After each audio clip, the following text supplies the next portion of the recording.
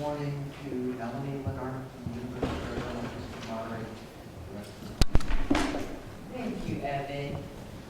It's great to be here. And so I just want to try to keep these introductions brief so we can hear as much as possible from the people. So first on the agenda, we have Lynn Orchard, who's a chief hydrologist in the Planning and Development Division of the Pima County Regional Flood Control District.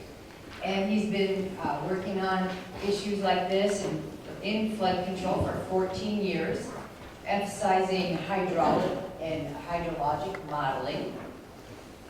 He also is behind the operation of the country's alert flood warning network and also finds time for riparian restoration. So one of his projects that he did was coordinating the completion of the Low Impact Development and Green Infrastructure Guidance Manual, and so we are going to hear from him today on that. Thank you.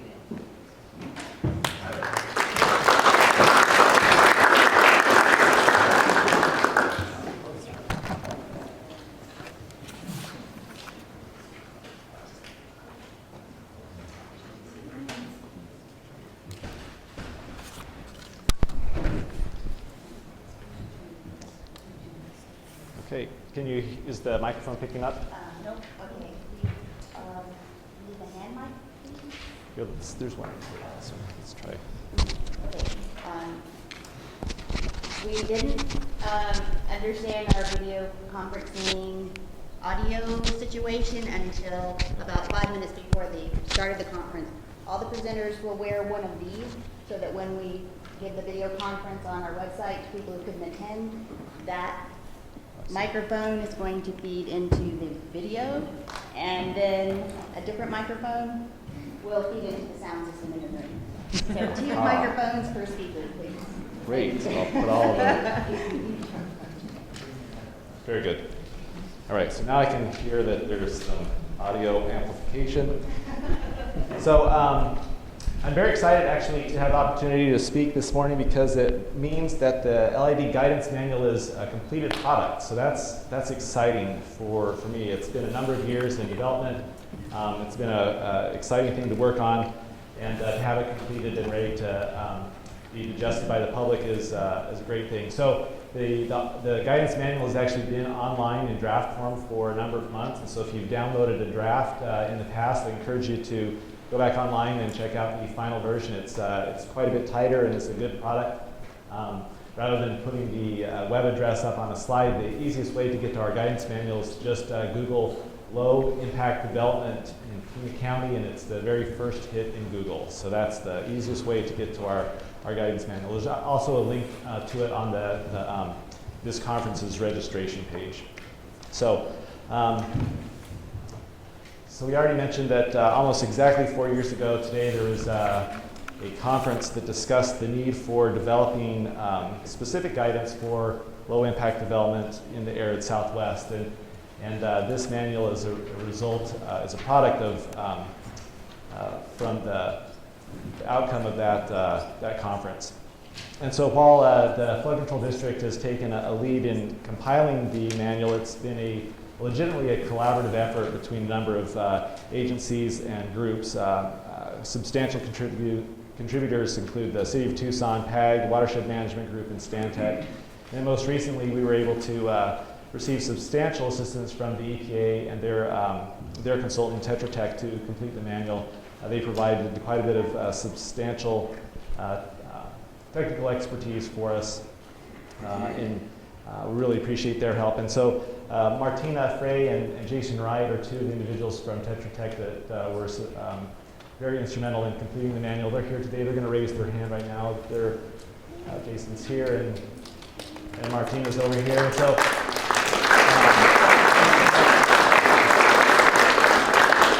we recognize them as gurus in the field, and so please take advantage of asking them questions throughout the day during the conference about green infrastructure and low impact development. So while the initial reasoning for creating this manual came from a desire to reduce potable water demand through the application of GILID principles, the manual also fills a vital need in stormwater management as well. The use of GILID practices have been adopted into a number of regional policies and efforts that deal with stormwater runoff, and this manual complements those efforts and can provide guidance in applying GILID practices in a variety of regulatory and non-regulatory scenarios. So the purpose of this manual then is to provide non-regulatory technical guidance that's consistent with local regulatory guidelines. The intended audience is yourselves. It's the professional community, individuals who design and build developments in neighborhoods. In particular, the manual's intended to provide technical guidance in designing and implementing stormwater harvesting practices at the neighborhood scale. It's intended to be used to select, design, and construct appropriate GILID practices. So we've talked a little bit about definitions today, but it's a good, one of the very first things we address in the manual is what are these principles? What is green infrastructure? What is low impact development? What do these acronyms mean? So low impact development is a planning approach that treats stormwater runoff as a benefit and facilitates its use as close to the source as possible. So aspects then of LID include planning development that preserves natural areas and existing flow paths and minimizes disturbance to native vegetation and soils and disconnects the impervious surfaces such as roofs and gutters and streets and storm drains so the water has a chance to infiltrate into the soil.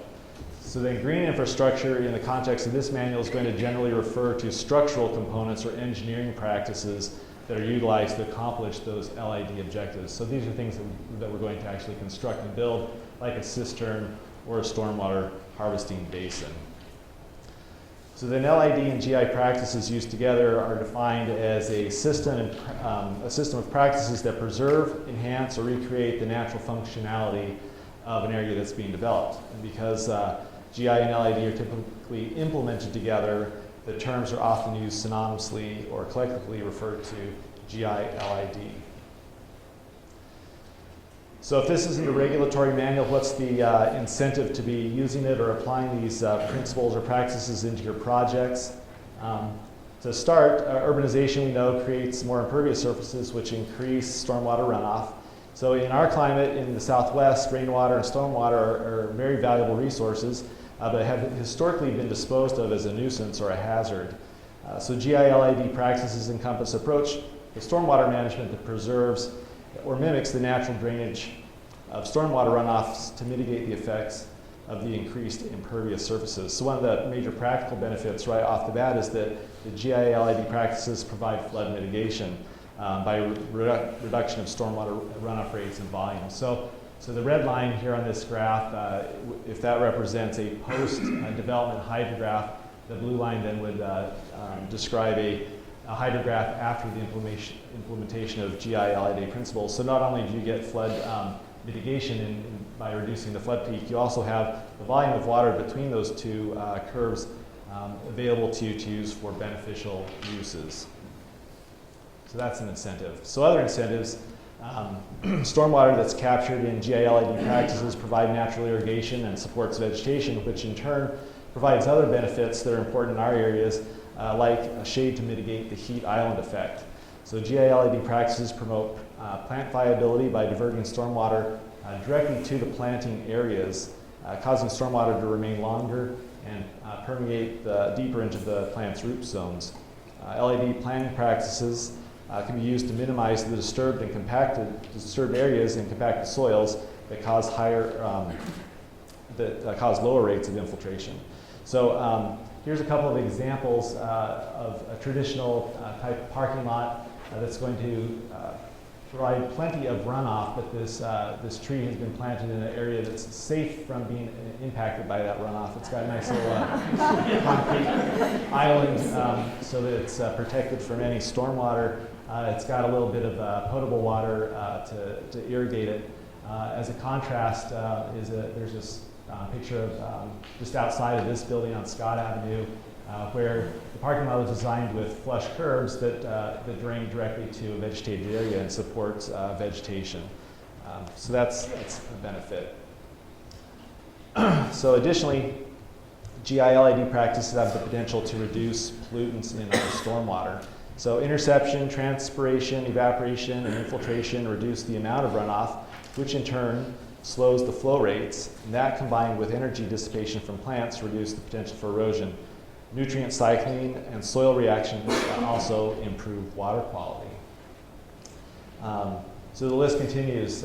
Using GILID principles provides opportunities for traffic calming, to enhance native vegetation, to improve aesthetics in our developments and in our neighborhoods that provide increased economic values. And really the list goes on, and that's one of the objectives of this manual, is to highlight these benefits that you can apply into your projects as you develop your projects using these GILID principles.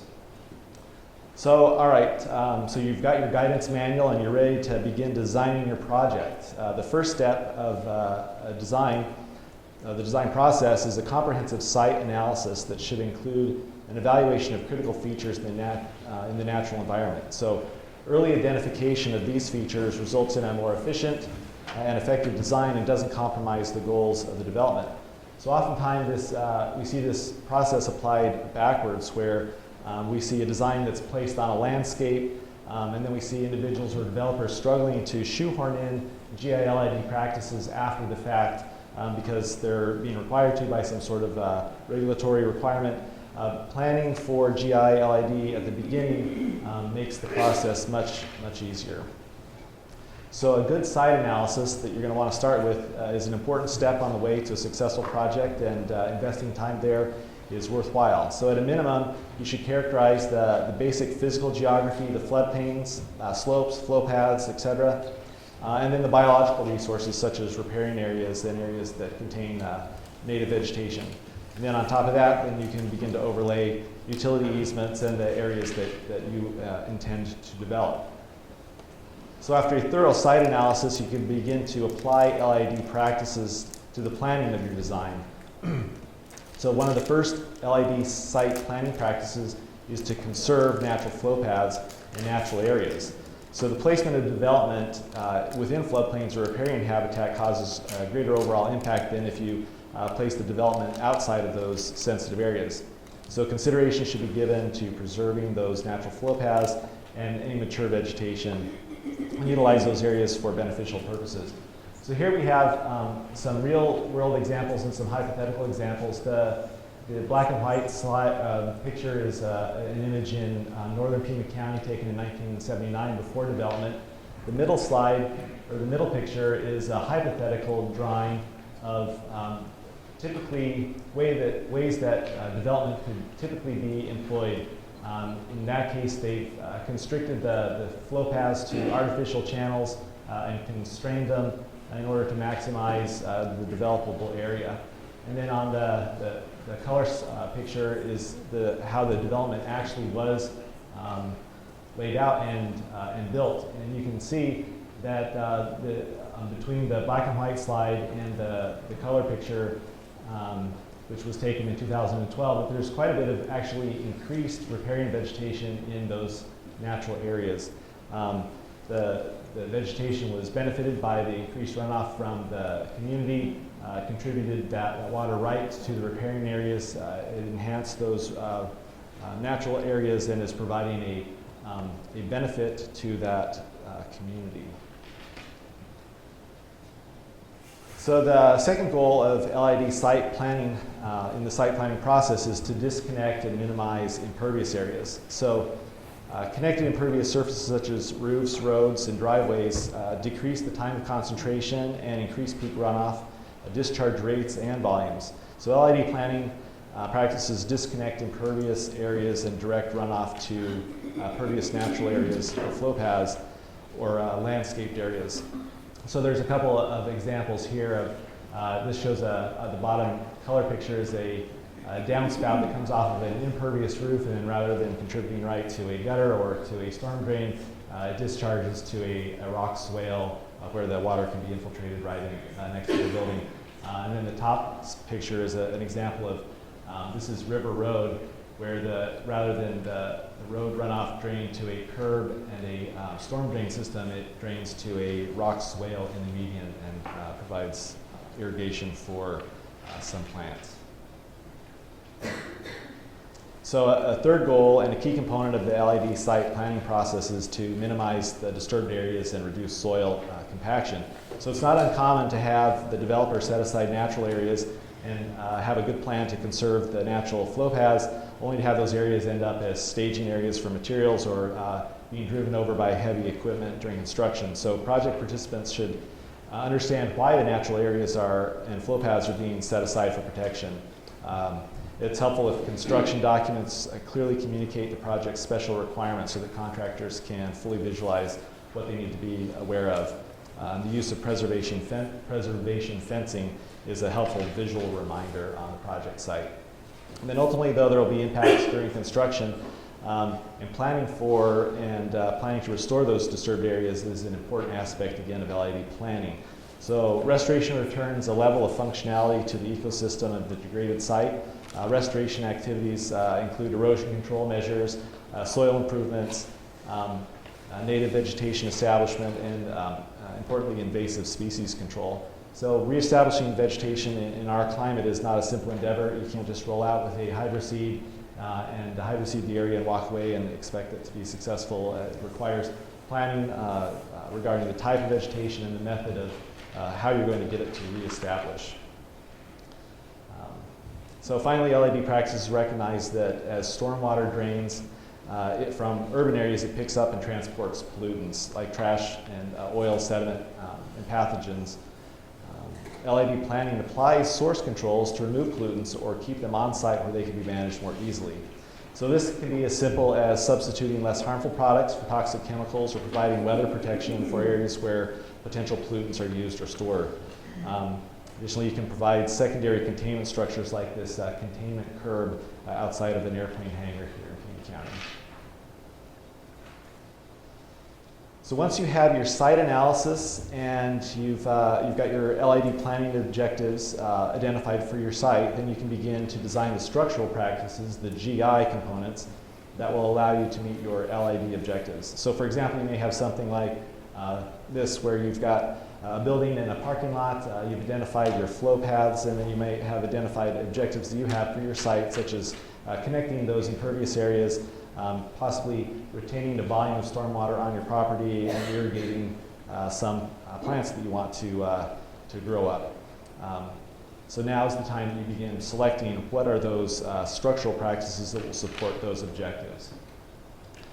So oftentimes your objectives can't be met with a single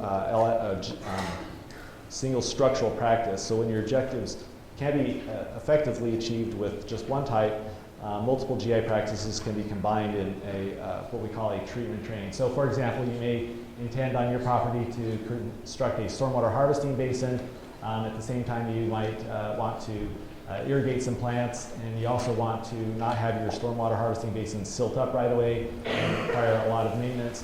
So you might choose to convey the water to the stormwater harvesting basin through a rock swale that can provide some pre-processing of the water, and a cistern might be able to provide you some water for irrigation for plants that are away from your stormwater harvesting basin. So another primary consideration is what size should my GI practices be? How big should I build a bioretention basin or a stormwater harvesting basin, or how large should my cistern be? Constructing GI practices can provide significant cost savings for your project, but overbuilding them can be a waste of money, and under-constructing them will not allow you to capture all of the benefits that you hope to from including them in your project. So local long-term studies have shown that in Tucson, approximately 85% of all rainfall events are less than half an inch.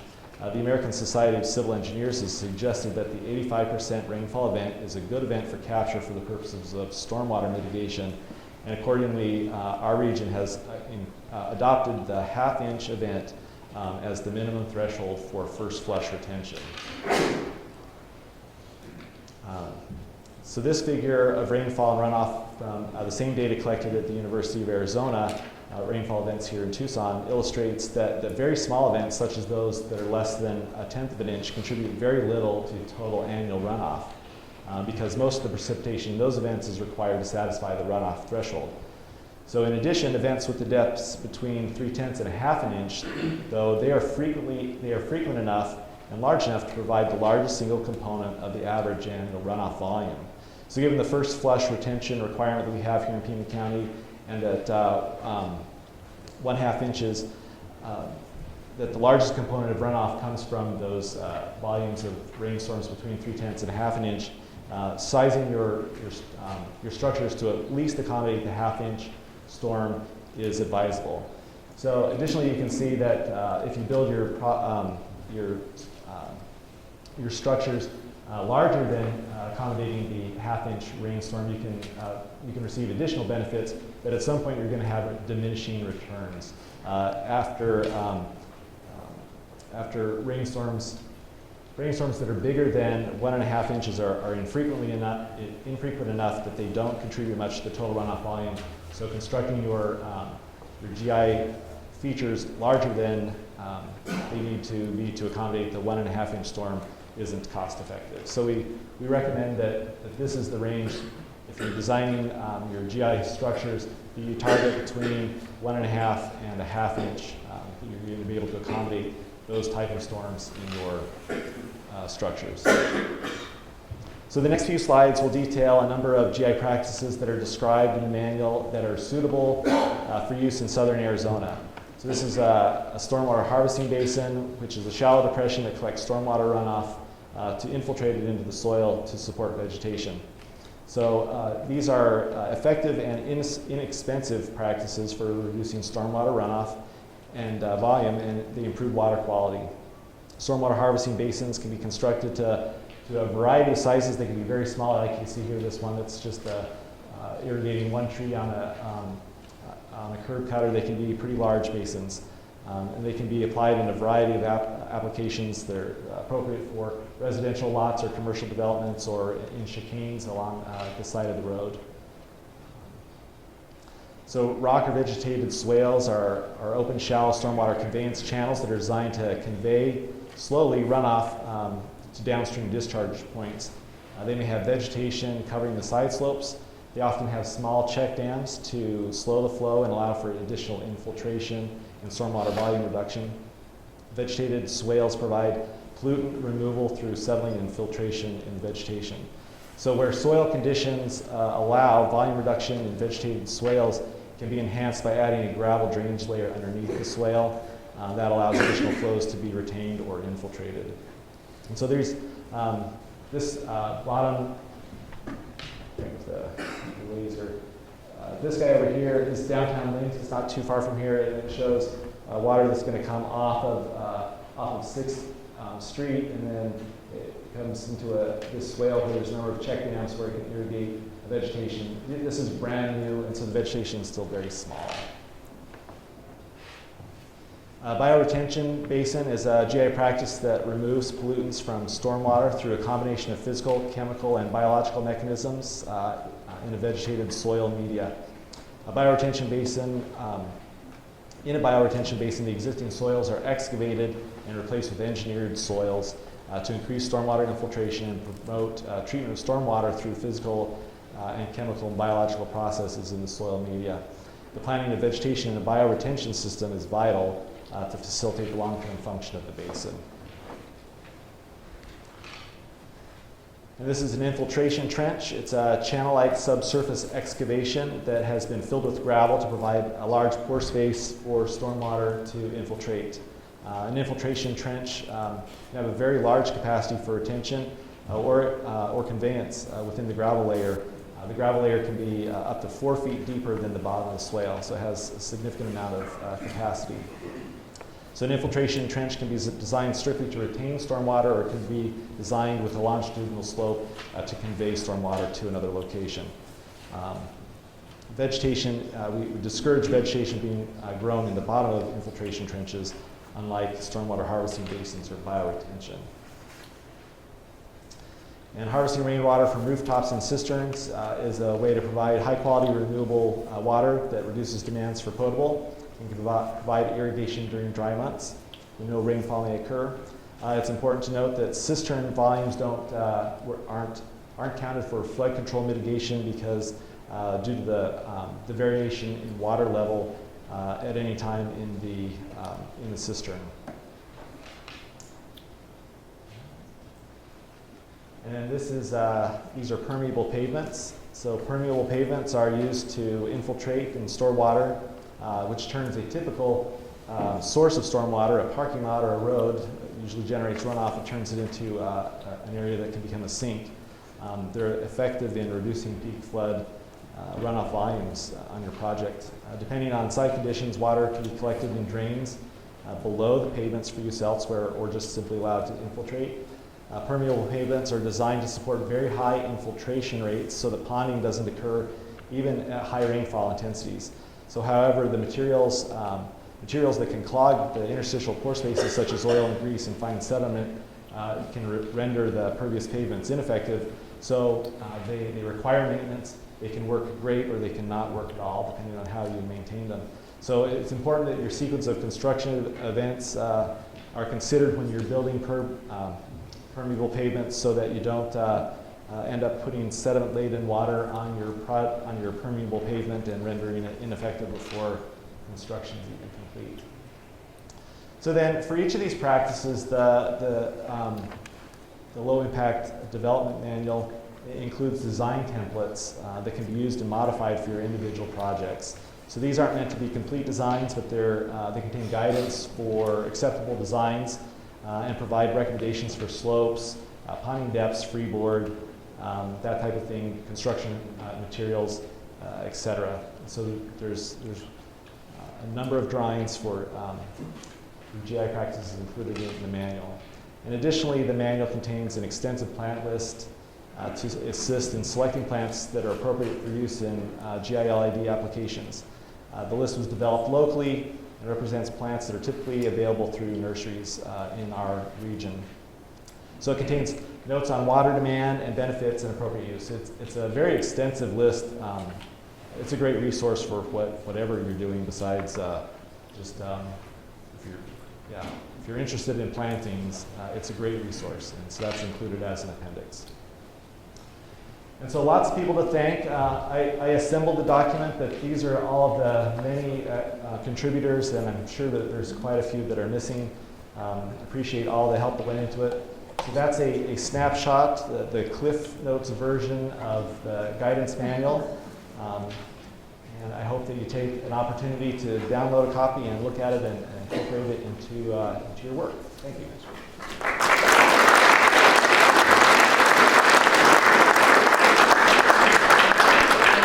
We do have some time for questions.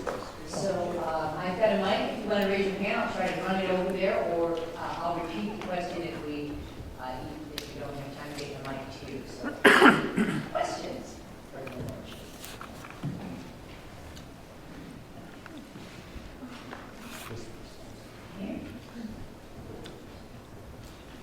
So, on one of your slides, you said like better than 50% reduction in peak floods from application of that GILID on an 8-acre site.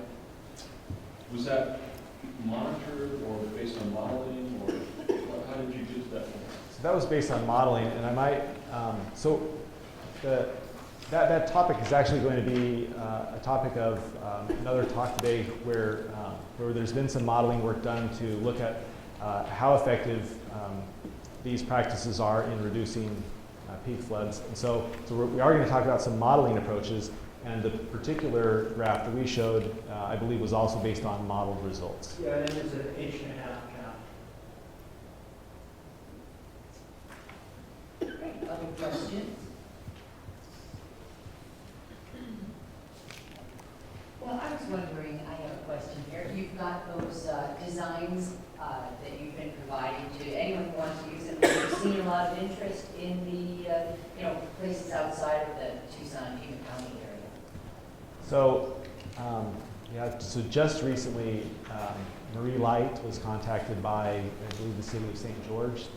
They've been looking at, they have similar issues where they're in an arid environment. A lot of products that have been produced for green infrastructure and low impact development come from different types of environments. And so St. George, looking at in an arid environment, was interested in what we've been doing here and contacted one of members of the county regarding how to incorporate our manual into possibly producing their own manual up in their neighborhood. So that's just recent.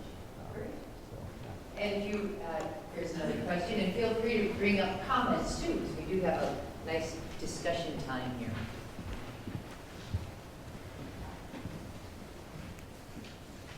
Very nice work, first of all. But the question I had has to do with what the EPA seems to be really concerned with, which is pollution reduction. Does this document talk about magnitudes of pollution reduction and which techniques are better than others or anything like that? So there is a pretty good chapter on the applicability for using green infrastructure and low impact development in your MS4s. Relight, right behind you, can probably address that even better. She's works at the County Department of Environmental Quality, and there's a substantial chapter that she mostly contributed in this manual that discusses exactly that. So if your intent is, I want to be able to get this, I want to address this pollutant on my stormwater, there's some guidance on how to, some specific guidance on that process. So. Great, we have time for one or two more questions.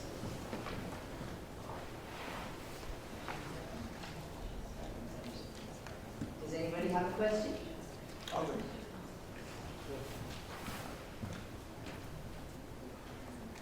Lynn, in terms of applicability around the region, how much does soil permeability rate affect that chart and the first half-inch rainfall as sort of the tipping point for, I know we use it as regulatory for first 6-inch first flush. So, from Albuquerque to St. George to here, how would engineers would obviously not have to factor the soil infiltration rate, or is that really fixed across types? So one more time, Greg. How much does soil impact infiltration for the first 6-inch as being a critical tipping point for cost benefit design and size? So yeah, obviously soil infiltration rates are going to vary. They vary from my house, in central Tucson to the foothills.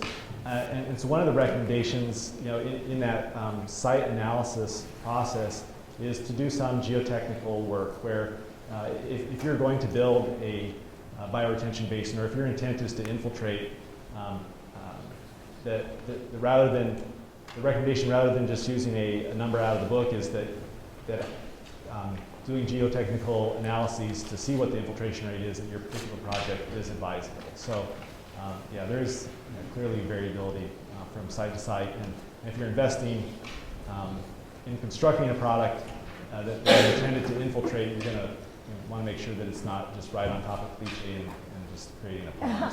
So again, that goes back to the site analysis and understanding what your particular project's special requirements are. Is that? Yes. Does the manual talk? Sure. Does the manual talk at all about economic cost savings? Water savings is wonderful, but trying to sell this to a homeowners association, I realize that residents are more interested in cost savings than water savings. So it does, and included is an appendix that specifically addresses benefit cost analyses for these type of applications, and that's going to be addressed in a specific talk today as well, where there's been quite a bit of modeling that looks at the cost benefits, the actual dollar benefits to applying these products. So that study is included as an appendix in the manual, and is going to be presented today as well. So. Okay, anybody else? Well, let's give our speaker a big hand.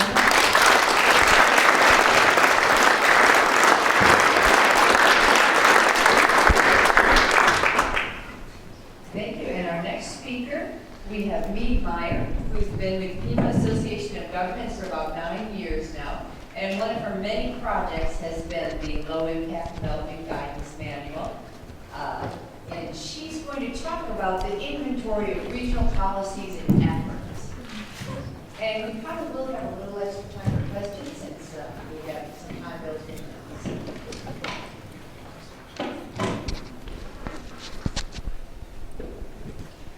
How's that? Is that working?